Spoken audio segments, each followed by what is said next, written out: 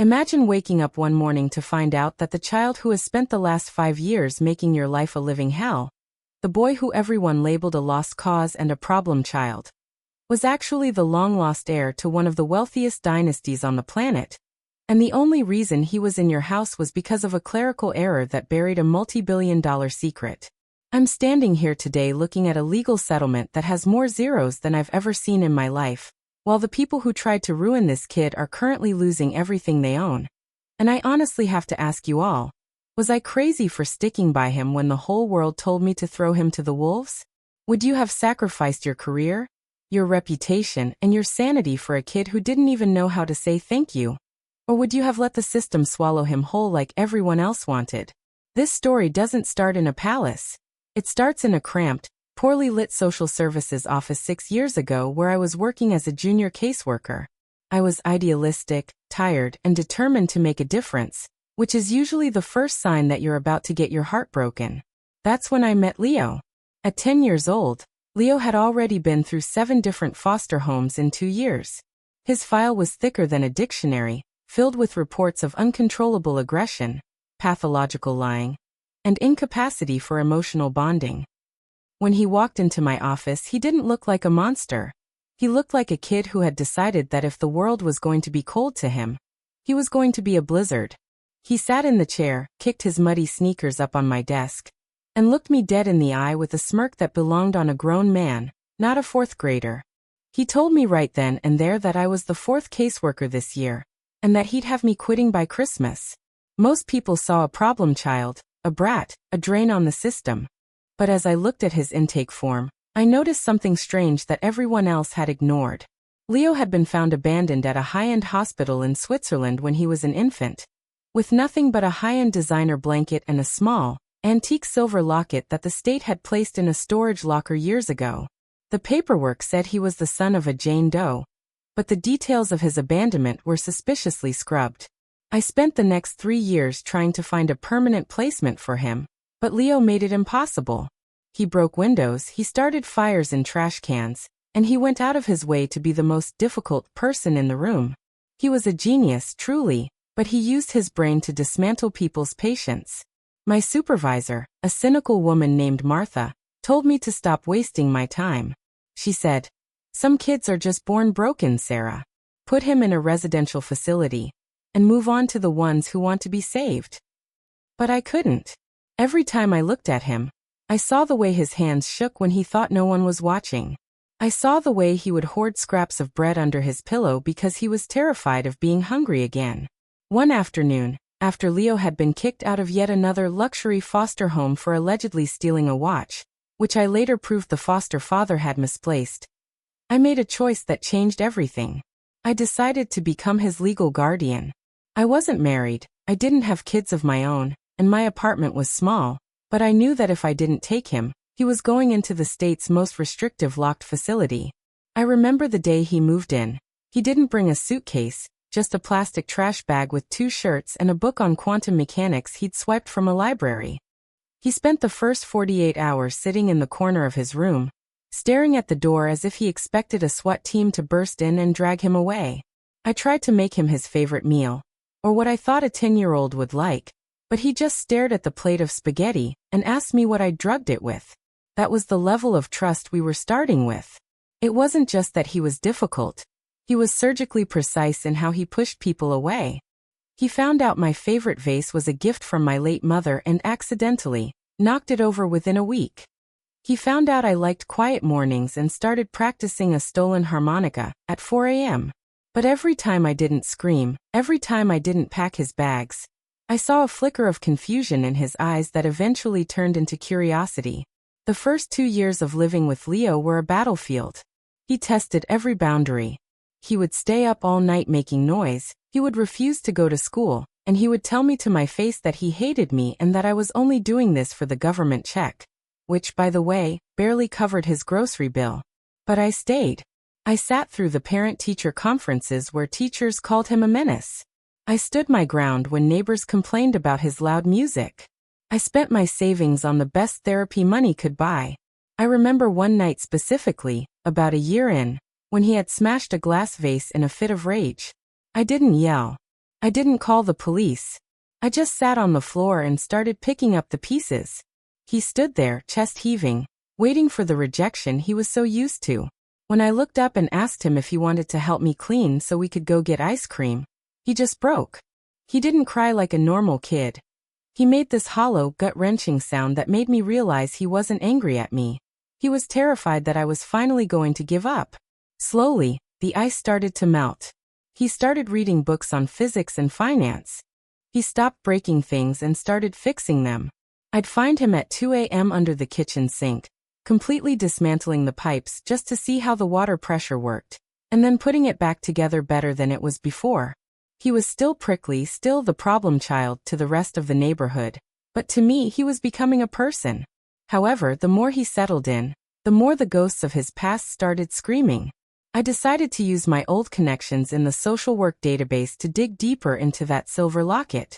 I hired a private investigator named Elias with what little money I had left, convinced that a kid found in a Swiss hospital with a custom-made locket didn't just come from nowhere. Elias called me 3 weeks later with a voice that sounded like he'd seen a ghost. He told me that the hospital records from that night in Switzerland hadn't been lost. They had been paid for. Someone had spent a fortune to make sure the Jane Doe who dropped off the baby was never identified. But the locket was the key. It wasn't just antique. It was a one-of-a-kind commission from a jeweler in London who only worked for 5 families in the world. That's when the world's richest family entered the picture. The Vane Dynasty. They are the kind of wealthy where they don't show up on Forbes lists because they own the companies that make the lists. They had lost an infant heir 11 years ago in a kidnapping that went cold, a tragedy that had shattered their family and led to a decade-long power struggle within their multi-billion-dollar empire. So here we were. A burnt-out social worker and a kid the world hated, hiding in a cheap motel, eating microwave ramen, and standing against a dynasty that literally controlled the local police force. I had a choice. I could take the hush money that was anonymously offered to me through a burner phone, $5 million to sign over guardianship to an anonymous donor, and walk away. It was enough to live comfortably for the rest of my life. Or I could risk everything to give this boy back his birthright and his identity. I looked at Leo, who was sitting at the kitchen table, staring at the locket he'd finally started wearing. He knew something was wrong. He told me, "Sarah, just let me go back to the group home. It's safer for you. They're going to kill you because of me." That broke me. This kid, who spent years trying to push me away, was now trying to save me. He was willing to go back to the nightmare just to keep me safe. Before I tell you the absolute chaos that happened when we showed up at the Vane estate unannounced, I want you to stop. Think about the pressure. Think about the threats. Think about having $5 million in one hand and a lifetime of danger in the other. If you were me, would you have taken the millions and run to protect yourself? Or would you have walked into the lion's den for a kid who wasn't even yours? Drop a comment right now and tell me what you would have done in my shoes, because honestly, I'm still processing if I was brave or just completely insane. I chose the lion's den. I realized that if I didn't fight for him, no one would. I contacted a high-profile civil rights attorney named Marcus who specialized in impossible cases, and we leaked just enough information to a rival news network to ensure we wouldn't disappear on the way to the courthouse. We spent 48 hours straight preparing the evidence. The hospital logs Elias recovered, the jeweler's testimony, and the timeline of Alistair's rise to power. If Leo was alive, the uncle stood to lose a fortune that could buy a small country. Suddenly, the world turned against us. My house was being watched by black SUVs with tinted windows. My bank accounts were frozen under suspicious activity flags, leaving me unable to buy groceries or pay the electricity bill. Leo's school started receiving anonymous tips that I was an unfit guardian, alleging that I was abusing him. Child Protective Services, my own former co-workers, showed up at my door with a warrant to take him away. I had to hide Leo in a motel 3 towns over just to keep him from being swallowed back into the system that Alistair now controlled with his checkbook. We were being hunted by people with unlimited resources who wanted this problem child to stay lost forever. I felt the walls closing in. Every friend I had stopped taking my calls. My car was keyed, my windows were broken, and I was fired from my job for unprofessional conduct based on forged documents sent to my boss. I remember sitting in that motel room, the smell of mildew heavy in the air, watching Leo sharpen a pencil with a pocket knife while he looked out the window. He wasn't scared, he was calculating. He looked at me and said, "Sarah, you're losing everything. If you just give them the locket and tell them I ran away, they'll leave you alone. You can have your life back." He was giving me an out. He was offering to disappear into the shadows so I could have my boring, safe life back. And for a split second, I thought about it. I thought about the bills piling up, the threats, the fact that I had no job and no future. But then I looked at the way he was holding that pencil, with the same intensity he used when he was fixing my sink or reading about black holes. And I realized that he was the only thing in my life that actually mattered. The morning of the confrontation, my heart was hammering against my ribs so hard I thought it would crack. We didn't just walk into the Vane mansion. We arrived with a police escort, 3 camera crews, and a DNA specialist. The mansion was a fortress of marble and glass, a place that felt more like a museum than a home. Alistair Vane met us in the foyer, looking every bit the billionaire titan. He tried to have us removed by security, screaming that we were scammers trying to extort his family. He looked at Leo with such pure, concentrated hatred, a look of recognition that he couldn't hide, that it confirmed everything for me. He actually leaned in and whispered to me, "You have no idea who you're playing with, little girl. I'll make sure you both end up in a ditch by sunset." But then, the heavy oak doors at the top of the grand staircase opened. Leo's grandmother, Evelyn Vane, the matriarch of the family who had been living in a secluded wing of the house in mourning for a decade, walked into the foyer. She was frail, draped in black, but her eyes were like steel. She took one look at Leo, who has his father's eyes and his mother's chin, and she didn't just see a problem child. She saw her son.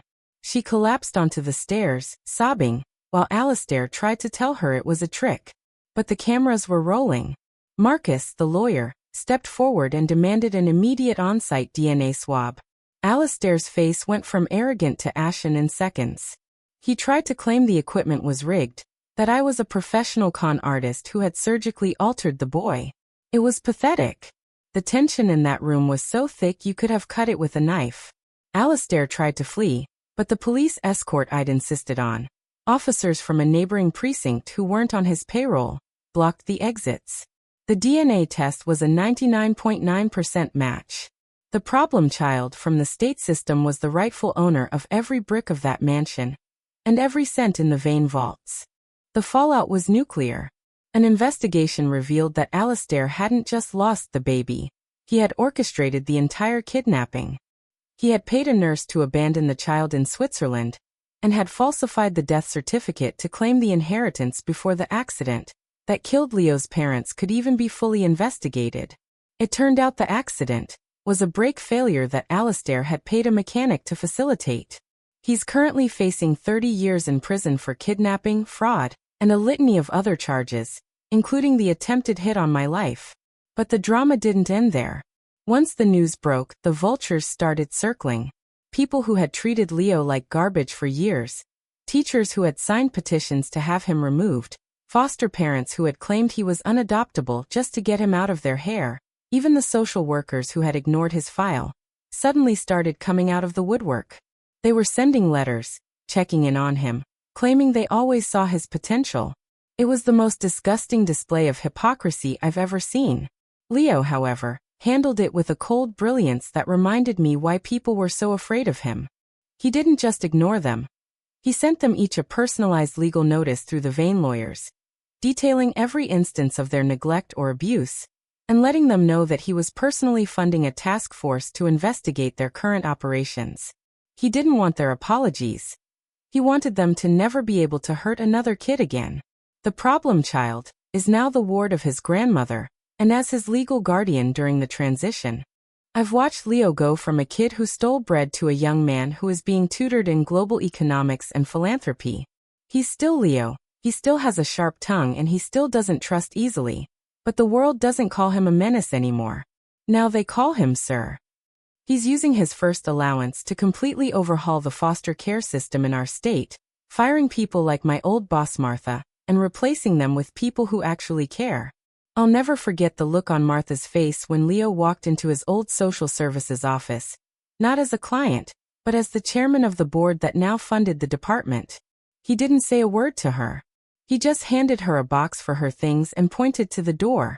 The most shocking part? Leo didn't just take his money and move on.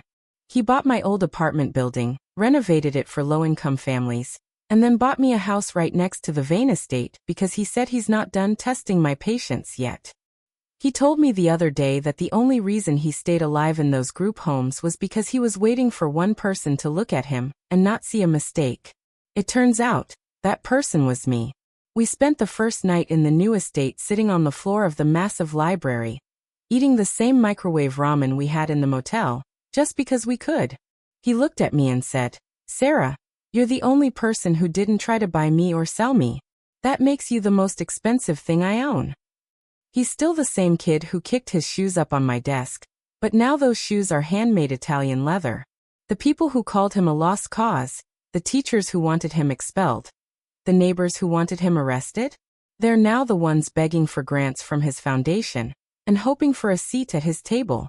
They see the money, they see the power, but they still don't see the kid who hoarded bread under his pillow. I do. And every time I see him leading a board meeting or discussing international trade with his grandmother, I remember the 10-year-old who told me he'd have me quitting by Christmas. It's funny how a label can change a person's entire destiny. If I had listened to the system, Leo would be in a jail cell or on the streets right now. Instead, he's the head of a legacy. This whole experience taught me that the problem isn't the child. It's the world that refuses to give them a reason to be good. We spent years fighting a war that shouldn't have existed, all because of one man's greed and a system that found it easier to discard a human being than to investigate a Locket. But in the end, the truth didn't just come out, it exploded. The Vane family name is being restored, and Leo is making sure that Vane now stands for protection rather than corruption. He's currently working on a nationwide initiative to track unidentifiable foster children with high-end belongings, ensuring that no other heir or ordinary child is ever erased again. As for me, I'm not a caseworker anymore. I'm the director of Leo's foundation, and I spend my days making sure that kids like the old Leo are seen before they are judged. I still have the silver locket in a display case in my living room, a reminder that sometimes, the most valuable things in the world are hidden behind the most difficult exteriors. I look at my life now, the security, the influence, the peace, and I realize that the hell I went through for those 5 years was just the price of admission to something beautiful. The moral is that every problem is usually just a person whose story hasn't been told yet. Don't give up on the difficult ones. They're often the ones with the most to give. If you see a kid who's acting out, who's breaking the rules, who's trying to push you away, don't just see a problem. See a blizzard that's trying to protect a flame. Like this video if you were on my side and think I did the right thing by sticking with Leo. Subscribe for more stories like this where the underdog finally wins, and please share your final thoughts on this whole mess in the comments section. Did Leo deserve this ending, or was it just luck? I'll see you all in the next story.